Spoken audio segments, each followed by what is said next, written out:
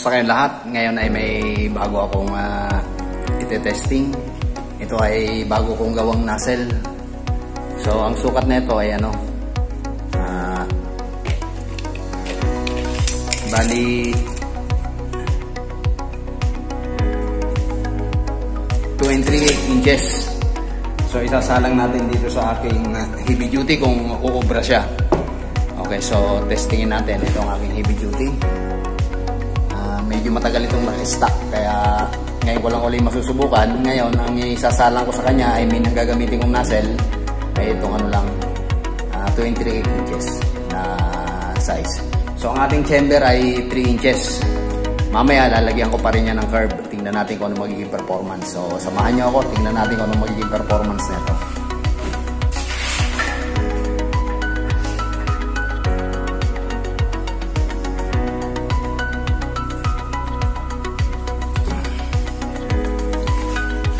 Okay, so hand pressure lang yung ginamit ko sa pagpapasikip. Okay, so lalagyan ko lang ng konting ano yan, crudo para click kindler natin.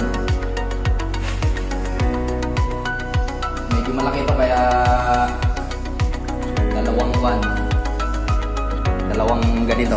takip ang ginamit kong panglagay na crudo sa loob ng ating chamber.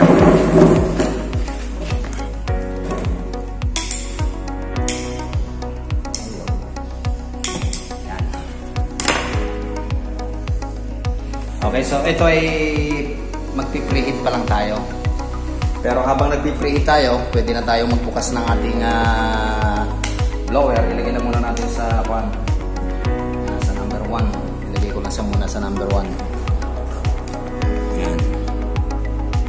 Okay, so ilagay na rin natin yung ating pinaka-curve para uminit na rin.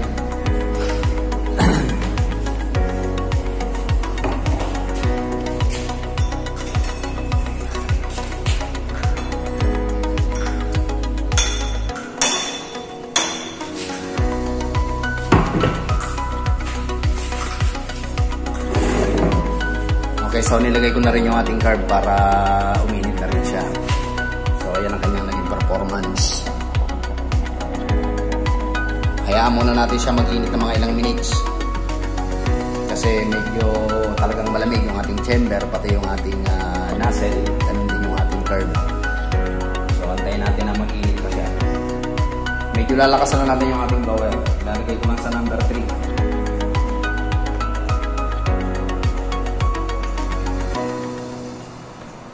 Number 3.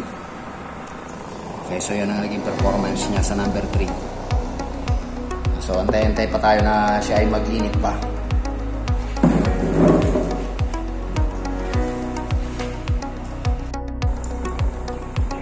Okay, so medyo nag-iinit na siya.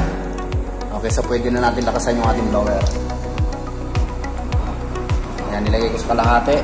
So yan ang naging performance niya.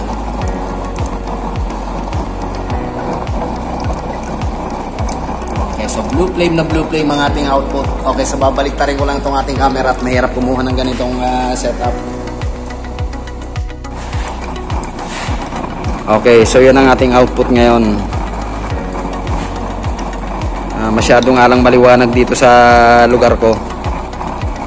Okay, so ang setting niya nasa number nasa kalahati. Okay, so kung mapapansin natin talagang blue flame na ang ating output at gumagana na rin yung mga pangibabaw na butas natin. Okay, dahil nag-iinit na siya, magsisimula na ulit tayo ngayon magpatak-patak. Ayan, okay na yan. Para supply natin sa ating chamber. Okay, so yan ang performance niya. Para matutulis yung kanyang apoy. Kaya lang para may tubig, parang may sa loob, para may halong tubig yung ating langis. Okay, so yan ang performance niya. Ang taas ng ating nozzle ay 2 and 3/8. Okay, so taasan pa natin, lagyan natin sa maximum. Pero babalik tayo ng konti. Ayan. Okay, sa maximum. Okay, so yan ang naging performance niya. Lampasan na sa ating chamber yung ating apoy.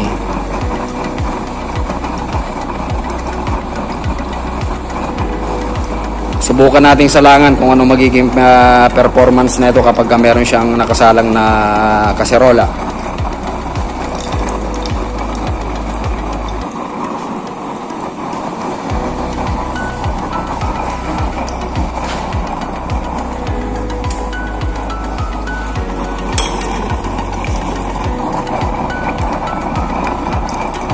Okay, so sasalangan natin ang kaserola, tignan natin ang itsura ng apoy niya.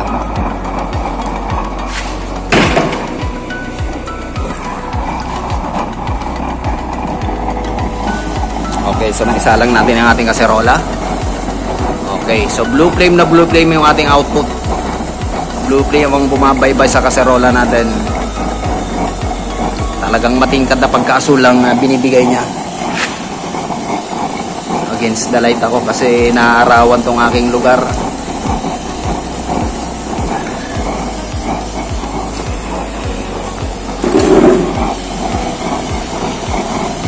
Okay, so yan ang kanyang output.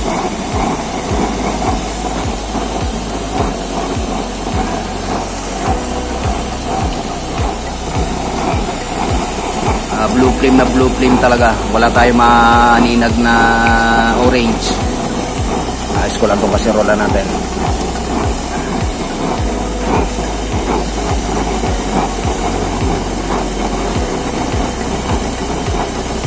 Kung makikita natin, kung mapapansin natin, gumagana na rin yung pinaka-akuan, yung kanyang mga pang-ibabaw na butas.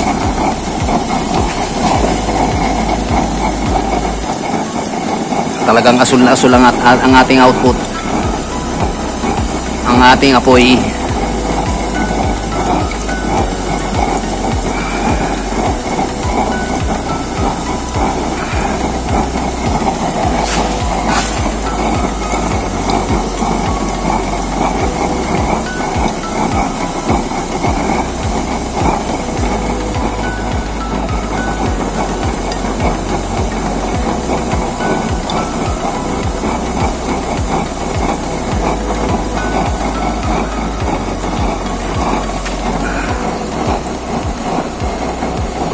Hindi lang masyadong makita kasi naaarawan tong lugar ko.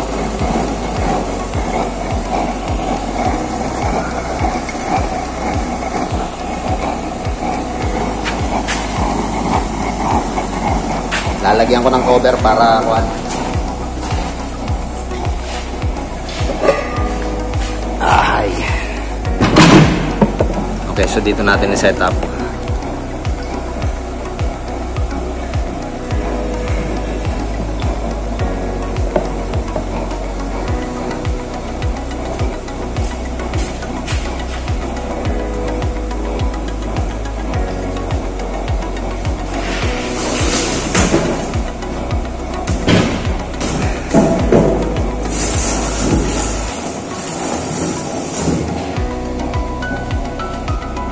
Nilagyan ko ng cover kasi naaarawan. Okay, so yan ang performance niya ngayon. Talagang asul na asul talaga siya.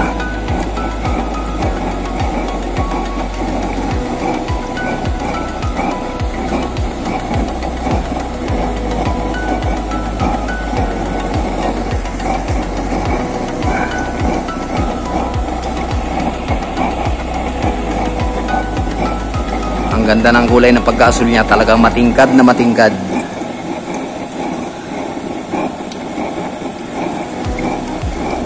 Ang ating chamber ay detachable din yan. Ayan, may dalawang tornilyo dyan. O, may paper formation agad tayo. Ako nakikita, oh. Sandali lang. Wala pa sigurong 5 minutes. Silipin natin, baka kumukulo na. Yan, lampasan na sa kaserola natin yung blue flame. Tingnan natin yung kanina pa pala nakulo. Ang lakas ng bulwak, oh. Talagang nagtatalunan yung ating mga kuwan, yung ating tubig. Yung lumalampas sa ating kaserola ay blue flame na blue flame din.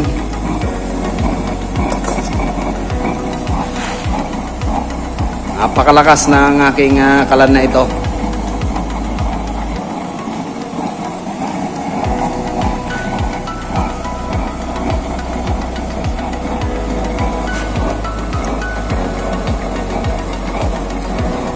Medyo against the light kasi ako, kaya ganyan ang kulay. Okay, dito natin kunan. Ayan, para nakikita nyo yung sabay ng patak. Ayan, ganyan lang yung patak nyan.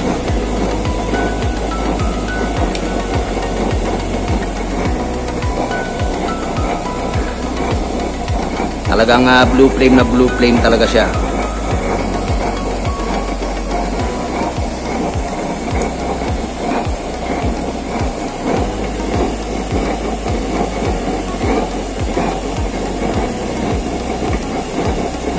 Ganyan lang kabilis ang patak niyan. Itong kalan na ito, lalagyan ko rin dito ng oil level regulator. Naka-red dito para sa oil level regulator.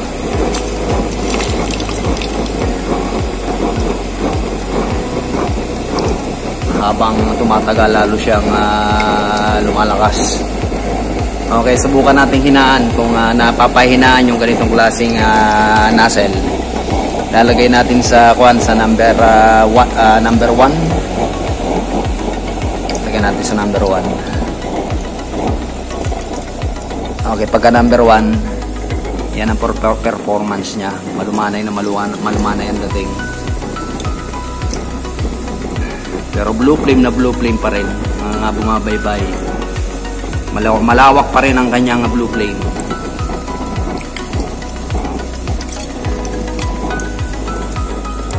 So yan ang kanya setting. Sa dulo ng number 1, lagay pa natin sa, namatay yata. Namatay ng aking blower. Yan. Lagay natin sa minimum. Yan, minimum lang yan. Kasi simula lang ng number 1. Yan, kaya walang katunog-tunog yung ating blower. Pero blue flame na blue flame pa rin yung ating output. Yan o. Nasa pinakasimula ng number 1 pa lang yan. Halos wala nang tunog yung ating blower, wala nang pwersa. Kaya lang may parang tubig na halo yung ating langis. May halong tubig yung ating langis, kaya gano'n ang nagiging ingay niya. Stable pa rin naman siya sa minimum. Yun, oh. Yung patak natin gano'n pa rin.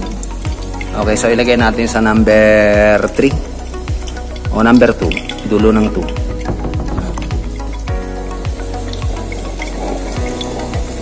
Okay, sa dulo ng 2, may ingay na tayong naririnig sa ating blower. Ayan. Sumisirit na naman siya uli ngayon. Asul na asul ang ating output talaga rito. So, ilagay natin siya sa kalahati. Ayan, kalahati. Pagkakalahati, yan ang performance niya.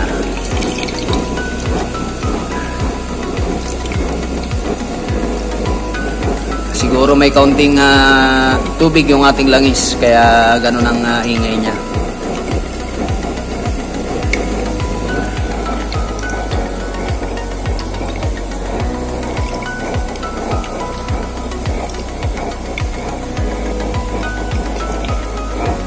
Ang lakas sa vapor formation.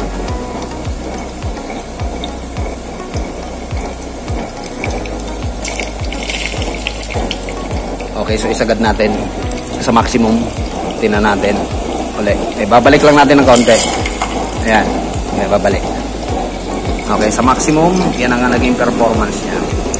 Matingkad na matingkad ang ating blue flame. I mean, ang ganda ng kulay. Talagang sky blue talaga. Oh, napakaganda, parang LPG eh.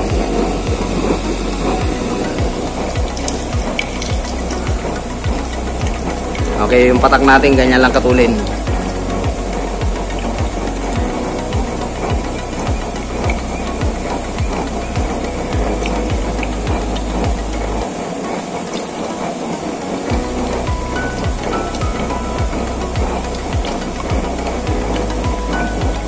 Okay, so ayan ang performance ng aking nozzle na 2 and 3/8 lampasan sa ating chamber, sa ating kaserola yung ating apoy.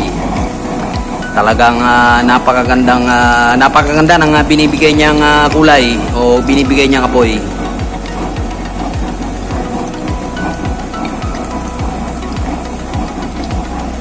Okay, so hanggang dito na lamang muna uli. Babalik pa rin ko na tong camera na mga pagpaalam na uli ako sa inyo. Okay, so hanggang dito na lamang muna uli. Maraming salamat sa pagsama.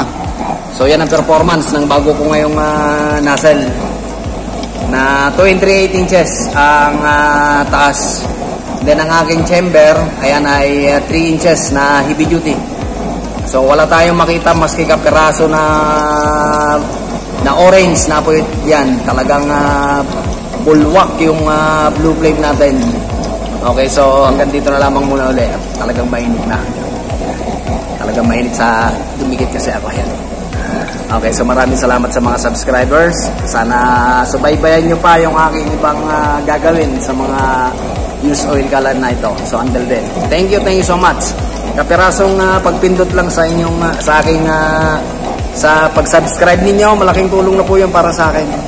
At sana dumami pa kayo at sana abangan nyo pa ulit at huwag kayong magsasawa sa aking mga ginagawa. Okay, so yan ang performance ng aking bagong nozzle na ginawa. Abangan nyo pa yung susunod na gagawin ko. Thank you so much. Until then,